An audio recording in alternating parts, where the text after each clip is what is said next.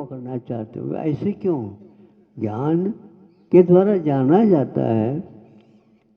आत्मा चाहे था, ज्ञान इच्छा नहीं करता, दर्शन इच्छा नहीं करता। इन दोनों के द्वारा जो बैठा नहीं जाता और वह ज्ञान आत्मा उसमें लग जाता है, स्वाद आता है। यदि नहीं लगता तो स्वाद नहीं आता। वस्तु हो या न हो, किंतु वस्तु को हम याद करते हैं तो स्वाद आने लग जाता है। वर्तमान में अब कुछ भी मुंह में रखो, किंतु स्मृति के कारण जिसकी स्मृति हो आती है उसका स्वाद आना प्रारंभ होता है। हमें तो इसको हटा दो, वो दे दो, अरे इसको तो चको तो नहीं, हम चक लिया।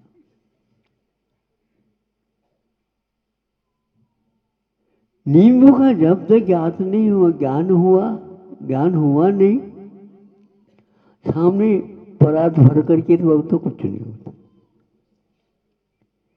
और जिसने एक बार नींबू को चख लिया, नहीं समझे,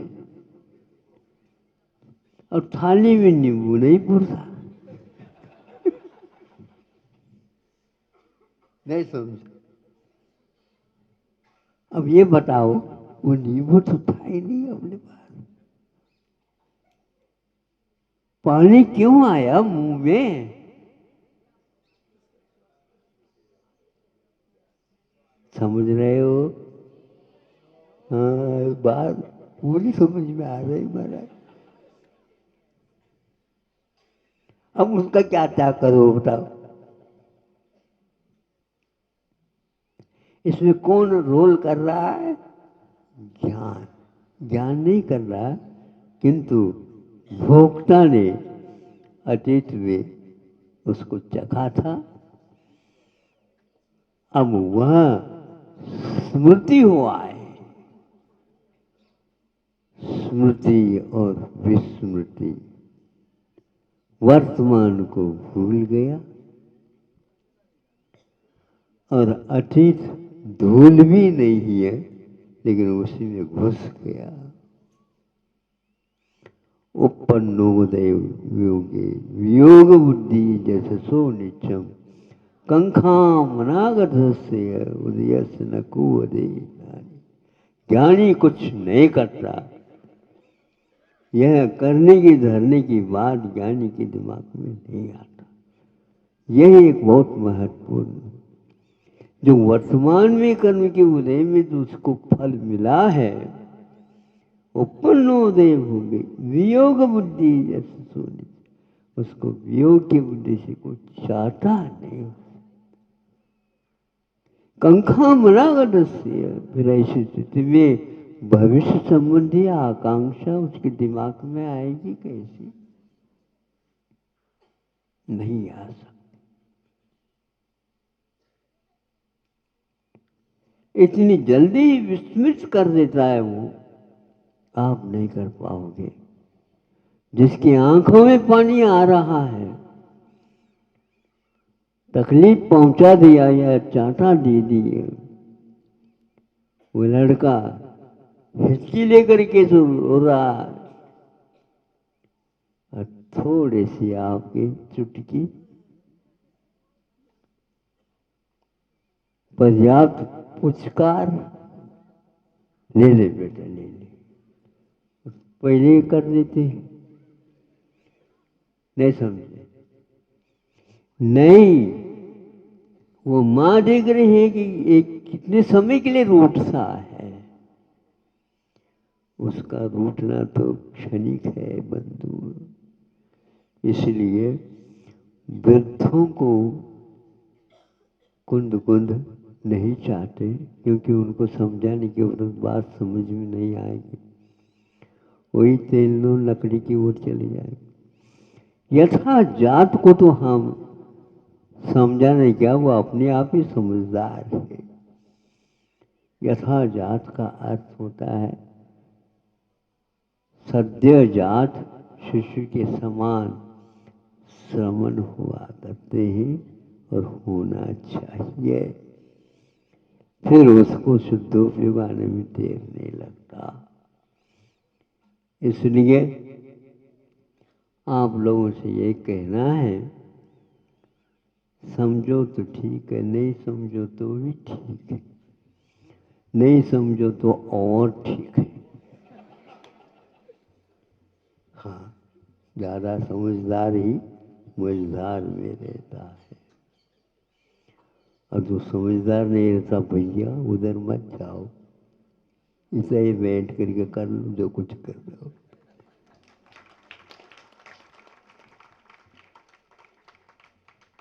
दुकान मत खोलो, दुकान खोलो।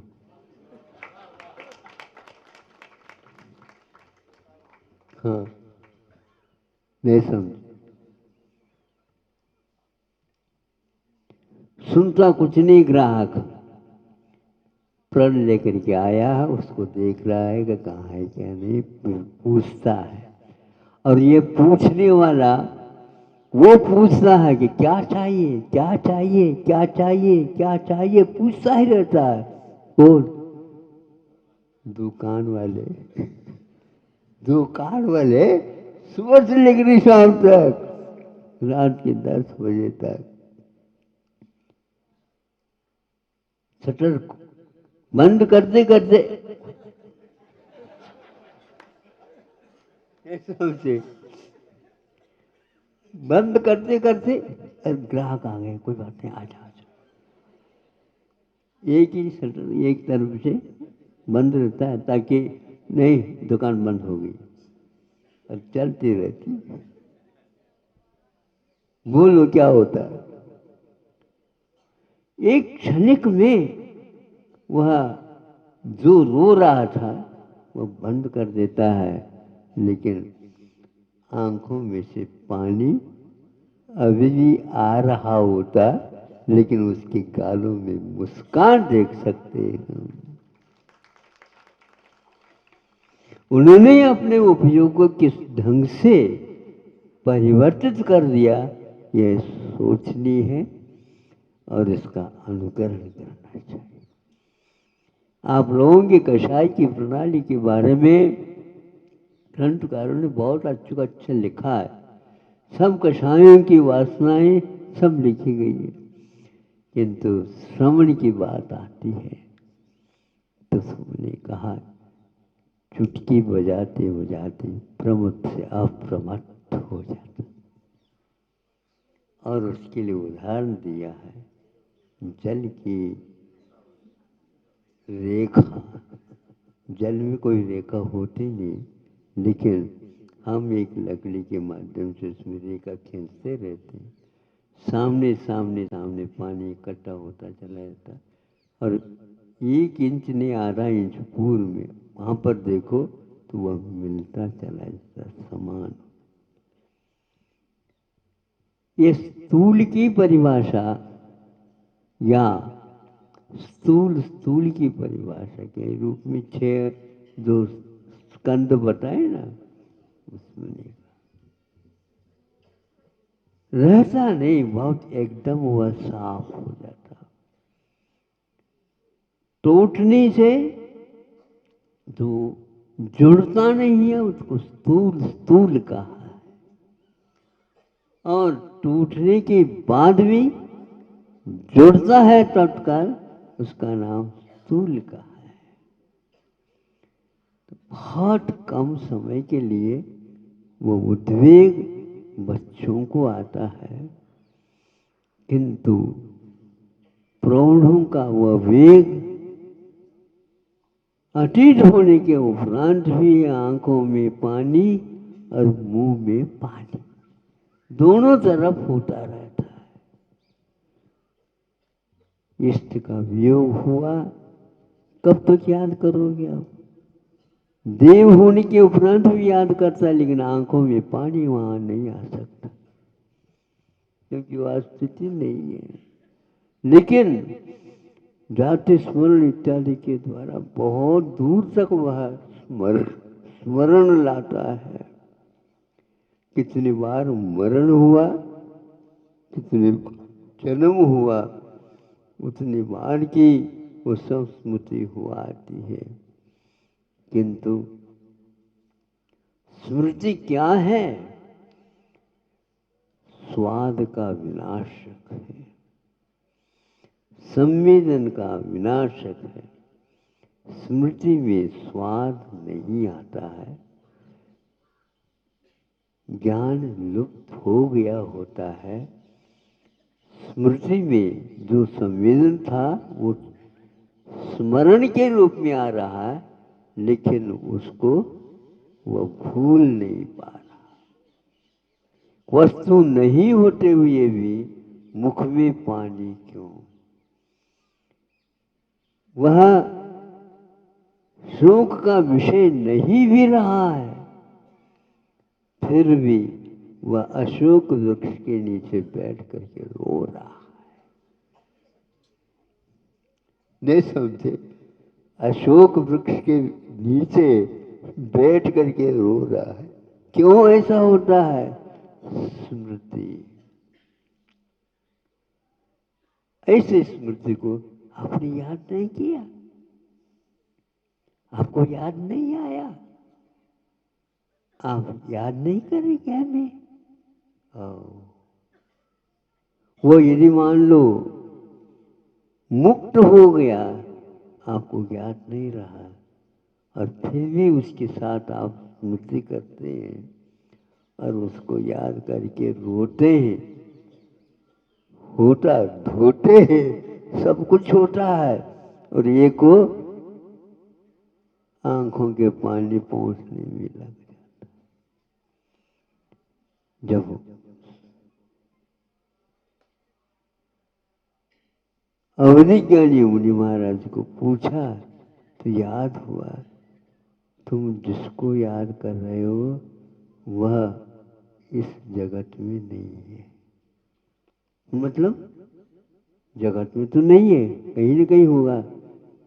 अब तुम्हें उसका साक्षात्कार नहीं होगा। इसका होगा ऐसा? क्या हुआ?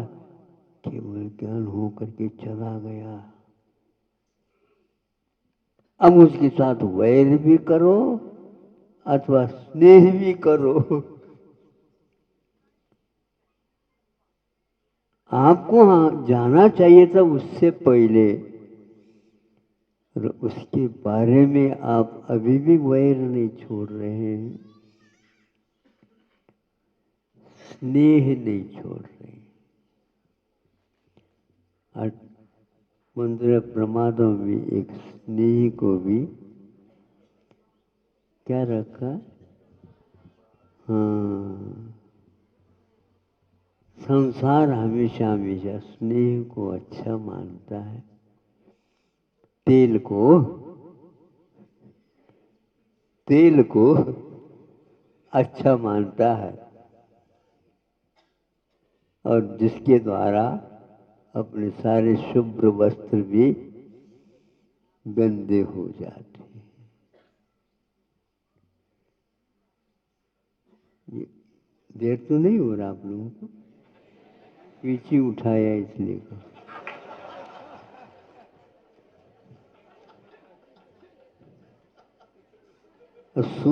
सुनना बंद करके जो व्यक्ति सोचता तो उसको ऐसे ही होगा। अब हमें क्या याद करने की क्या आवश्यकता? तो आप लोग याद करने वाले आते हैं।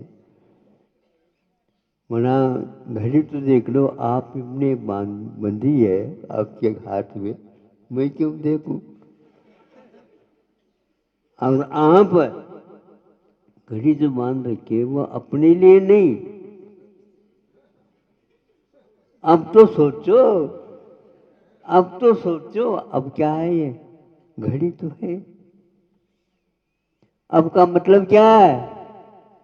घड़ी है, अतीत में घड़ी नहीं है, अनागत में घड़ी नहीं है, केवल अव्यक्त परिणाम है और वर्तमान में घड़ी है, ये शुभ घड़ी आई है।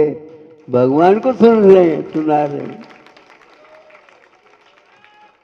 भगवान के लिए अब घड़ी की कोई आवश्यकता, और आप लोगों जैसे को घड़ी की कोई आवश्यकता नहीं, क्योंकि पर के लिए ही घड़ी है। सुनाने लगे, भगवान आप सुनो तो, ये आप अपने विरत समझ लो। दुख मेटना और सुख देना, आओ। ये दो पंक्ति सुना करके भगवान के भजन को पूर्ण करते। धन्य है आप लोगों का अवतार। स्मृति,